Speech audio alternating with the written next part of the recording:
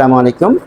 বহুব্রীহি সমাস পর্ব 9 সংখ্যাবাচক বহুব্রীহি। সংখ্যাবাচক বহুব্রীহি সমাসের ক্ষেত্রে আমরা দেখব যে পূর্বপদে যদি সংখ্যাবাচক শব্দ থাকে এবং পরপদ যদি নাউন বা বিশেষ্য হিসেবে কাজ করে, তাহলে সমস্ত পদটি যদি একটা বিশেষণ পদ রূপে গঠিত হয়ে যায়, সেক্ষেত্রে আমরা বলবো যে এখানে সংখ্যাবাচক বহুব্রীহি সমাস হবে।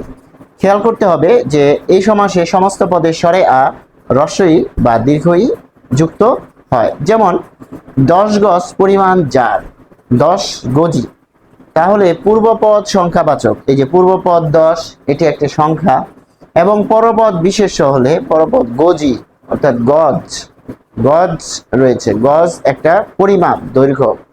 যেমন 1 গজে 3 ফুট, তাই গজ একটা পরিমাপের একক, ফলে এখানে একটি বিশেষ্য পাচ্ছি আর এখানে একটি সংখ্যা পাচ্ছি, এবং এই দুটো মিলে কি বোঝাচ্ছে? 10 গজি একটি বিশেষণ শব্দ গঠিত হচ্ছে। বিশেষণকে এরকম, সেটি একটা উদাহরণ দেই। 10 গজি রশি, 10 গজি রশি দিয়ে জায়গাটি মেপে দেখলাম। তাহলে রশি একটি বিশেষ্য পদ।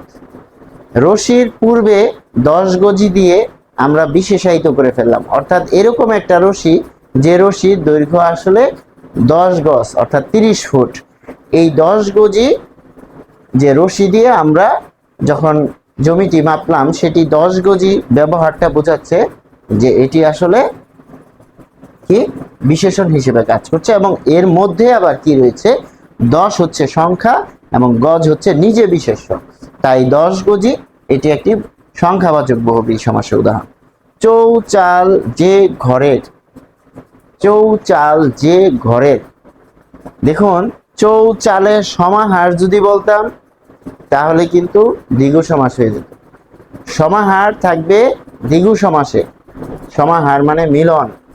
কিন্তু চৌচাল যে ঘরের, অর্থাৎ একটা ঘরের এই যে বলছে চতুর্দিক চাল, চৌচাল, তাই এটি হচ্ছে চৌচালা, এবং এখানে কি রয়েছে? স্বরে আ রয়েছে।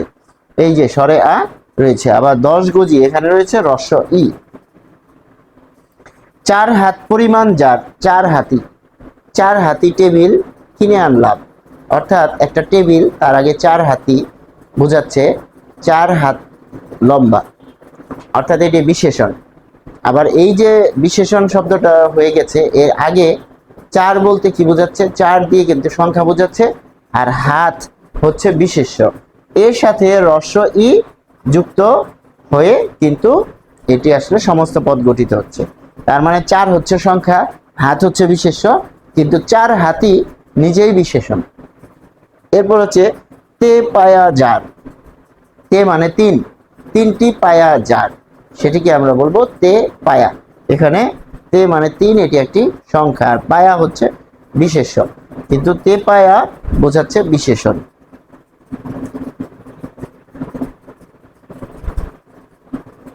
10 আনন যার, 10 আনন, আনন মানে কিন্তু মাথা, 10টি মাথা যার, তাকে বলা হয় দশানন। আবার 6টি মাথা যার, ষড়ানন, ষড়ানন। তাহলে দশানন, 10 হচ্ছে একটা সংখ্যা, আনন বা মাথা হচ্ছে একটি বিশেষ্য পদ, কিন্তু দশানন যখন গঠিত হয়ে যাচ্ছে তখন সেটি বিশেষণ হিসেবে কাজ করছে। 2টি নল যার, দোনলা, 2টি নল যার, দোনলা। এরপর আমরা দেখব আরো উদাহরণ। 10 আনন যার, 2টি নল যার, দোনলা। দ্বিকর্ম যার, অর্থাৎ যার 2টি কর্ম রয়েছে, সেটিকে বলা হচ্ছে দ্বিকর্মক। যেমন দ্বিকর্মক ক্রিয়া, অর্থাৎ যে ক্রিয়ার 2টি কর্মপদ থাকে তাকে দ্বিকর্মক ক্রিয়া বলে। তাহলে দ্বি মানে 2, এটি হচ্ছে সংখ্যাবাচক শব্দ, আর কর্ম হচ্ছে বিশেষ্য, এবং এই দুটো মিলে কি হচ্ছে? দ্বিকর্মক, অর্থাৎ বিশেষণ পদ গঠন করছে। আবার এক তার যার, এক তার যার দিয়ে বোঝাচ্ছে একটি মাত্র তার, এবং একটি মাত্র তার দিয়ে আসলে কি বোঝাচ্ছে? এক তারা। এখানে কিন্তু আ একটি যে ধ্বনি সেটি আমরা পেয়ে যাচ্ছি, ফলে এক তার যার, এক তারা, এই যেরকম টুংটাং করে বাজায় এক তারা, অর্থাৎ এটি একটি বাদ্যযন্ত্র। এক তারা দিয়ে কি বোঝাচ্ছে? এক ধরনের বাদ্যযন্ত্র। আশা করি আমরা বুঝতে পেরেছি যে আসলে সংখ্যাবাচক বহুব্রীহিতে অবশ্যই কিন্তু একটি সংখ্যা থাকবে এবং সেই সংখ্যার যে পরের অংশটুকু থাকবে একটি নাউন বা বিশেষ্য পদ।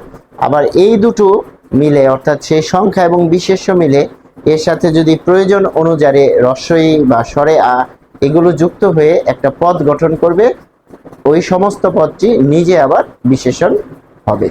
সংশ্লিষ্ট সবাইকে ধন্যবাদ। আসসালামু আলাইকুম।